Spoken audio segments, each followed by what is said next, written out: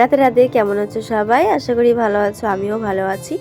এই দেখো সকালবেলা আমার ছেলে বই নিয়ে বসেছে। তো এখন হচ্ছে প্রায় 9টা বাজে। আমার ছেলে আজকে একটু দেরিতেই ঘুম থেকে উঠেছে, কারণ আমার ছেলের আজকে সকালে টিউশানি নেই তার জন্য। আর এইখানে আমি তুলসী মন্দির মুছছি। ছেলেকে বললাম, বাবা তুমি একটু ক্যামেরাটা করে দাও। এবার বলছে যে আমার পড়া আছে। তাই আমি বললাম ঠিক আছে, একটুখানি করে দাও। যেহেতু আমার কাছে এখনো পর্যন্ত একটা স্ট্যান্ড নেই, আর আমি ভিডিও করছি কিন্তু স্ট্যান্ড কিনিনি। মানে আমার মতন গরিবারাই পৃথিবীতে মনে হচ্ছে কেউ নেই, সেরকম একটা ব্যাপার। তারপরে এখানে মার গাছগুলো জল দিয়ে দিলাম। মা তো বাড়িতে নেই, আমি গাছগুলোকে জল দিয়ে দিলাম। আর গাছগুলো জল দিচ্ছি কেন বলো তো? গাছগুলো তো একটু ওদের খাওয়ার কিছু দরকার আছে, তাই না? তো ওদের জল দিয়ে সেবা যত্ন করছি।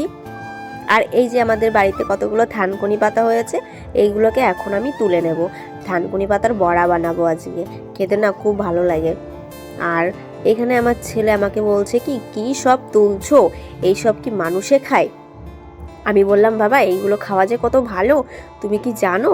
তোমাকে যখন বড়া করে দেবো তখন তুমি খেয়েও দেখবে কত সুন্দর লাগে। আর এইগুলোর পাতাগুলো খেতে অনেক টেস্ট লাগে, আর খাওয়াও খুব ভালো। তারপরে এখানে আমি তুলে নিচ্ছি। আর তোলার পরে স্নান করে তারপরে চলে এসেছি হচ্ছে জামা কাপড়গুলো মেলতে।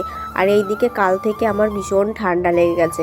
তোমাদের দাদাভাই বলেছিল যে স্নান করবে না, কিন্তু স্নান না করে কি থাকা যায়? তারপরে স্নান করে আবার এই জামা কাপড়গুলো ধুয়েছি, তার জন্যও বকাবকি শুনেছি যে জামা কাপড় কেন ধুলাম। কিন্তু জামা কাপড় তো ধুতেই হবে বলো, নাহলে কি বলো তো, একদিনে তো একদিন না ধুলে সেগুলো বিচ্ছিরি লাগে, পরের দিন অনেক হয়ে যায় জামা কাপড়। তাই এগুলো ধুয়েছি। তোমাদের দাদাভাই একটু বকাও দিয়েছে।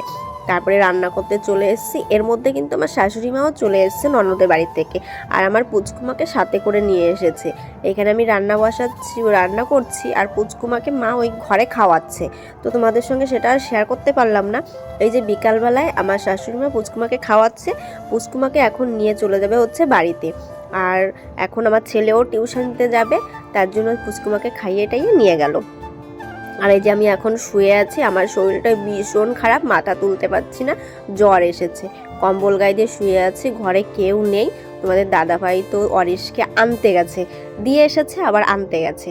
এই যে ওষুধ খেয়ে বসেছি, তোমাদের দাদাভাই আমাকে ওষুধ দিয়েছে, ওষুধ খেয়ে এখন একটু বসেছি। তোমাদের দাদাভাই কিন্তু আমার পাশেই শুয়ে আছে, কিন্তু দেখাতে পারবো না কারণ তোমাদের দাদাভাই ভিডিওয়ে আসে না তো, তার জন্য। আর এই যে বসে আছি, আমার খুব শরীর খারাপ লাগছে, মাথা তুলতে পারছি না। এবার ওষুধ খেয়েছি, এবার ভাত খাবো। ভাতটা খেয়েটে তারপরে আবার একটা ওষুধ আছে। এই যে আমার ছেলে চলে এসেছে। আমার ছেলে গেছিলো একটা জন্মদিনে পাশের বাড়ি, আমার ছেলের একারই জন্মদিনের নেমন্তন্ন ছিল, আমার ছেলে গেছিলো। আর কি কি হয়েছে সেটা এখন আমার সঙ্গে বলবে। বলছে, মা তুমি এখানে বসো, আমি তোমাকে বলছি। এই যে আমি বসে পড়েছি, এবার গ্লাস একটা হাতে আমি এখন ওষুধ খাবো। আর আমাকে বলছে, জানো মা, ওই বাড়িতে না কটা মেয়ে এসেছিলো, আর মেয়েগুলো আমাকে কেমন যেন বলছিল আমি একা একা আর কোথাও যাব না, গেলে তুমি আমার সঙ্গে যাবে।